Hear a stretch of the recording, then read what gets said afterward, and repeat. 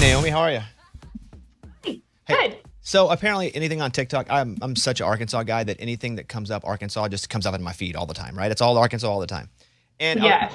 I was playing your video on the air, and I was like, you know what I love about, and I don't know you, we've never met, so great to see you, great to meet you, all Hi, that, nice yeah. to meet you. What I loved about this video, and I was saying this to my show, and I don't know if you heard it at all, but I was like, this is what we should all be doing. We should all just be leaving it all out there regardless, just putting all your effort into it and then letting the chips fall where they may. And I was really inspired by the video, and I had told Scuba Steve, our producer, hey, I'd like to talk to her. And he was like, yeah, we'll try to get her on. He was like, what we don't want to do is like be mean. I was like, I wasn't going to be mean. I think that how she performed that, although, and I think I've seen your videos since where you can really sing, but I think how you performed that night was so inspiring to me because you just went for it as hard as you could. Can you tell me about that night a little bit? Sure. Yeah. So you're from Hot Springs, and I don't know if you ever went to the Miss Arkansas pageant, but that is where the state pageant, as a prerequisite for the Miss America pageant, takes place in Hot Springs. And you're there for a full week, competing, having rehearsals every day, being scrutinized. and I did not get my dress until the moment that I was performing in it, from alterations. So I put it on. It was too tight. It had been altered tighter even whenever I said I wasn't going to be losing any more weight. I was kind of psyched out whenever I put that on, and it felt tight, like I couldn't breathe, in like the bodice. And then you get a mic stuck in the back. But I don't know if you've ever performed on stage, but I know you work with speakers. And so you have speakers that face you so that you can hear your music. And then you have speakers that face the audience so that the audience can hear your music and your mic. And that song that I sang starts with 3 chimes of a bell that tell you the key that you need to start in. So I go out there, and I did not hear anything on my side of the speakers. So I started off key, and that song, that arrangement was edited so down to have so many like big moments really fast in this small time frame that you're given. And it just completely got away from me. I got started off key and I couldn't say it. But before I did any pageants, I've done a lot of music theater and really love performing and have performed many, many times. And you're taught in theater and live performance that you never stop in the middle of a performance ever, and that you are supposed to leave it all out there, completely sell it. Whether it's acting, missing a line, you just keep going. But you're never supposed to freeze. You're never supposed to run off stage. And so I did. I sold it. Like, if you mute that video and watch it, I would be like, wow, that girl's crushing it. Or at least she thinks she is.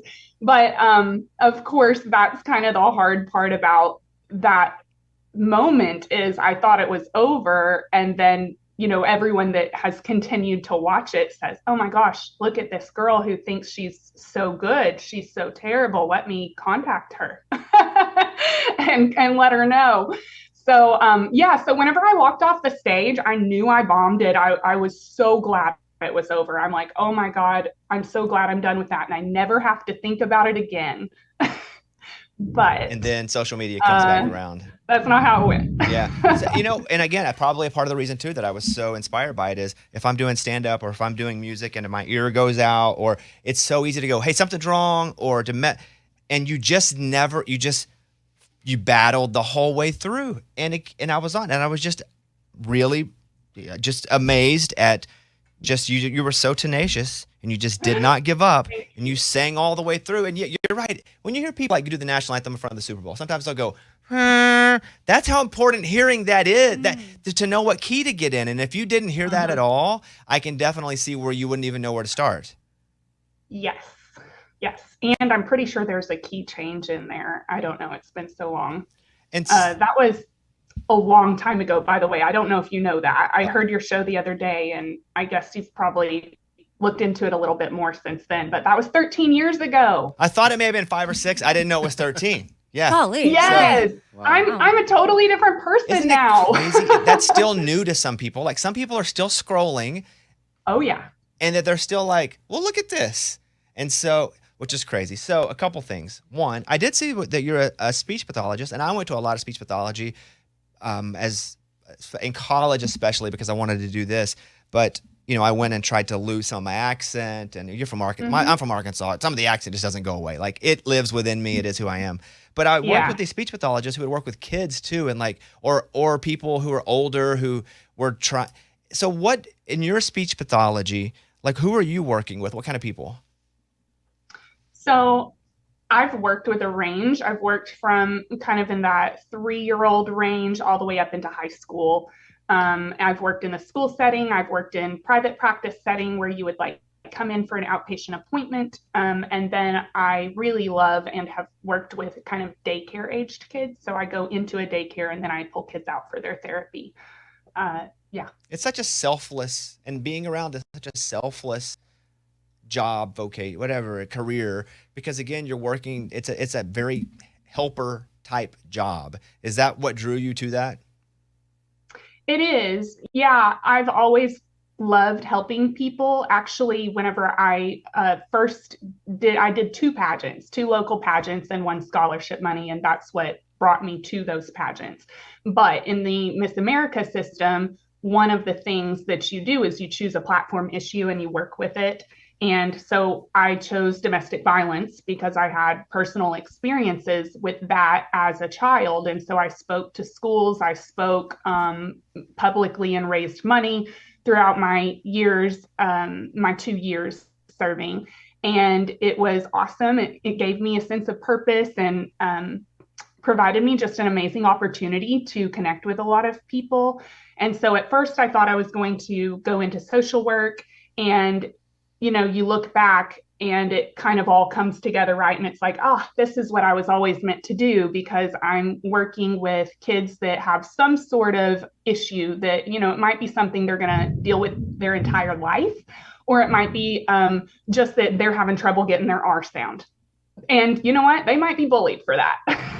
And so I get to help and I get to work one-on-one and have a relationship with these kids while we overcome barriers together. And I love in the pageants, obviously that was a bad experience, but I really loved interview and I really loved the public speaking part of it. And so now I take kind of those communication pieces and skills that I learned doing that, and then I use that in working with these kids on their communication skills. Do you sing anymore?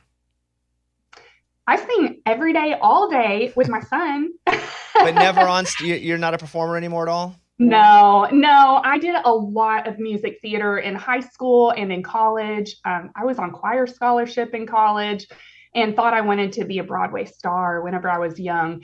That song that I sang really isn't usually my jam. Usually I do more like theatrical character voices, more comedy. And actually I was kind of trying to play the character that I thought the judges wanted in a pageant girl, to win this role. Any actor takes a role and then they study the character and decide how to portray that character, right? So that's what I was doing. And so the song even that I chose was meant to be kind of a pageanty song where you belt and have all these power moments. And it really wasn't my style that I usually did. So I think from the get-go, I thought I was doing it the right way because I was young. So I thought I was playing a role and playing to the audience. But looking back now as a woman, I'm like, okay, I think I got too far from my actual self. I listened to advice of people who were kind of in that world to try to learn how to play the game and the politics at the state level. And in the end, it didn't serve me. But yeah, I don't perform. I have a profession and I'm a mom and I sing for fun, and I still listen to my Broadway show tunes and force my child to sing to, Lion King in the car. But that's the extent of it. Okay, well, I'm doing a couple theaters. I'm doing Tulsa. I'm doing Wichita, Kansas. If you want to come and sing a song or two and get back like the old days, the offer is there. Does that sound fun to you at all? Exciting to you at all? Or does it just sound miserable? Okay, if I was having to sing that song Not again, that song. No, not that. A hard no. That song, no. But if you ever wanted to go, I haven't done this in a while. And here's 1,000, 2,000 people theater, a guy that I can trust because he's like me. He's from where I'm from. Like, I'll be doing a couple shows. And if you ever want to bring maybe your kids never seen you sing on a stage. Yeah. We're just saying the opportunity is there. Think about it. And I would love to have you come out sometime and sing if you wanted to do that. Thanks. I appreciate the invitation. All right. I don't know if I'd be putting myself out there like that again, but I don't know either. If it were me, I don't like putting myself out there sometimes either. But Naomi, thank you for your time and for talking with us and telling us the story behind it. And again, in the most positive way, which is how I was talking about it. I was like, she just kept going. That's what we all need to do. She just kept going. And that probably says a lot about you and how you handle a lot of different things in your life. So I really appreciate the time that you spent with us today.